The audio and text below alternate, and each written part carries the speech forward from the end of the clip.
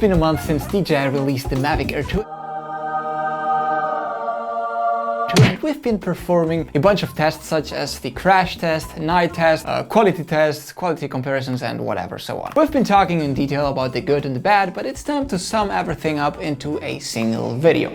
Welcome. Let me start by saying that I strongly believe this drone wasn't supposed to be released this early. I don't know, it's just a feeling. But everything happening in the last month has rushed DJI into doing so, and I don't mean just the virus, but other brands such as Skydio or Autel, of course. Honestly, I believe DJI's decision on publishing the Air 2 this early was mainly because of the competence rather than the pandemic. That said, again, this is just my feeling, and it's important to understand how DJI released the drone. Let me remind you that they absolutely prioritized the US market, time zones and so on, because of the fear of losing their biggest market, where they have up to 77% of the market share. I explained this everything in detail on our review, which by clicking up here you may watch. They also sent the drone to so many people like never before. They wanted to make sure that the whole world knew that this drone was the thing. Now, further, we always had the feeling that DJI was able to hide their top specs. By that I mean, we knew that their best drones still were capable of much more, and that they were always holding aces up on their sleeves, just in case something they don't count on would happen. Well, I believe it has happened. And right now I think DJI has put absolutely everything they had on this drone. I don't want to talk about desperation, but something is different this time, and you know that. Of course, for us, the final consumer, it's awesome. I mean, we've received the best price for value drone that ever existed, for sure. Let's talk about what you get for 799 bucks or 849 euros. The Air 2 is replacing the Air 1. As I've said a million times on this channel, for me the Air 1 was absolutely the best drone you could purchase until now for the price. And the portability and the quality output. I am lucky enough to have all DJI drones, and I've been taking always the Air to all my trips. And I've always told you, now that I'm almost a decade working with drones, that once you know how to set the drone properly up, film correctly and edit right, you won't see any difference in quality on YouTube if, for example, comparing it to a Mavic 2 Pro. That's a fact, and we've run a series of tests on this channel and people guessed wrong. Not that you guys have bad eyes, but that by doing things right, the difference is very, very small. The Air 2 has hit the mark and it has destroyed the specs we knew until now for the price range. Basically, it has taken the 2 Pro specs with a few limitations, enhanced them and brought them down to half the price. For photographers, doing 48 megapixel pics on a half-inch sensor in RAW and basically editing them the way you like. For videographers, giving them finally the 4K 60 plus the 240p in full HD. Damn, I don't have to say much more. But for me, the biggest improvement is still the Ocusync 2.0. Honestly, and I want to dig in that deeper, we arrived to a moment where the specs enhancements are not relevant anymore. Don't understand me wrong. Of course, the higher and the cheaper the specs, the better for us. But the gap in between the older version of a product and the newer one is super small compared to what it was 5 years ago. I remember having a Phantom 2, attaching a GoPro, praying that it was filming properly, no sensors, no live stream, no battery, no RTH, no nothing. And getting the Phantom 3 was just blowing.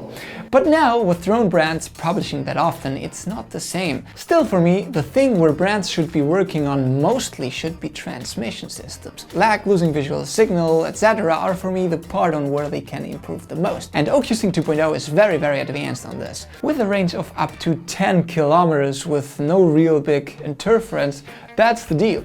Plus, having the 1080p live stream on your phone, it's a beauty. You may now be flying surrounded by trees or buildings or I don't know, and it won't affect the signal on your Air 2. Now, a few things that surprised me that I mentioned on the review and people have not really paid attention is that DJI has capped the Ocusync on a few things, such as not being able to connect the smart controller, the goggles. I mean, that must be the only way to protect the Mavic 2 Pro, right? Like saying, if you want to get the full experience, in-depth, sensorial, you must go Pro. But okay, that's fair. I mean, it would make no sense to give you the full product for half the price. No one would go Pro anymore. talking about the sensor, it was time to jump off that 2.3 inch sensor into something a little bit bigger. The half-inch sensor, as we've seen in our night test, increases slightly the quality and reduces noise, so it does the job, plus it allows you to increase photography capabilities too. Now finally, before jumping into the things we didn't like that much, let me talk about the controller. Honestly, complaining about the controller seems too easy for me. Let me explain. I've seen the bigger YouTube channels doing their non-sponsored, free thought-minded and objective reviews, and they all went straight to complain about the controller. And if I'm sincere, I believe they didn't spend enough time using it, because when I first received the drone I said, oh Jesus, this is so big, what the hell is this development? But after using it for many hours, I can safely say that the only bad thing is that it takes a bit more space than the older one in your bag. But the nice feeling in your hands, the cable connection, how solid and fixed your phone is within that frame. For the focus track, I haven't been able to test it as much as I wanted to. Because of the strict lockdown, we haven't been able to leave home. But for that, I asked my good friend Jose Angel Rubio, who lives in the US and has tested it to the limit and also runs a drone channel in Spanish. So Jose, very quick, what has surprised you positively the most on the focus track, and did you face any problems or crashes?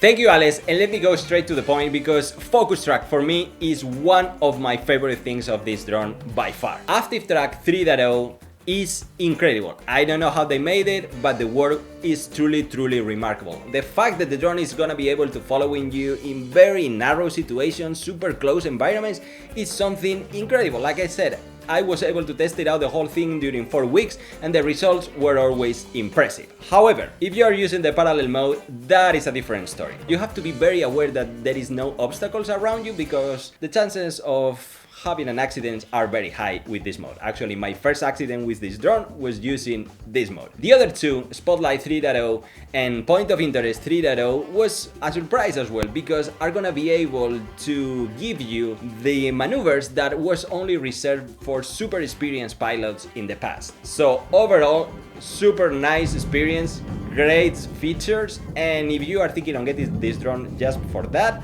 you are not gonna be disappointed. See you. Whoa, thanks Jose. I really appreciate your help, and that definitely helps us to understand the way this focus track works and its flaws. Now, the not so good things, well, there's no doubt that if you don't have any drone, the Air 2 is perfect if you want to start right away with almost a pro drone. And it will give you way more quality than you need. But what happens if you already have drones? I don't know. If your economy is normal and you have to watch it, I am not sure if upgrading from the Air 1 is necessary. I mean, if money is no problem, of course, go ahead. No doubt, it is better than most drones. Even almost as good as the 2 Pro. If you have an older Mavic Pro 1 or Platinum, then you may want to start thinking about it. If you have the Mini and feel that you can step higher, or even if you have a bigger Phantom and no foldable drone, this is the one to go. But again, as I mentioned before, the spec improvements are not so big anymore. Also, that 8K hyperlapse has turned out to be, well, you drain the battery massively, and I'm not sure if you can do 2 hyperlapses on one single battery. So be careful with that.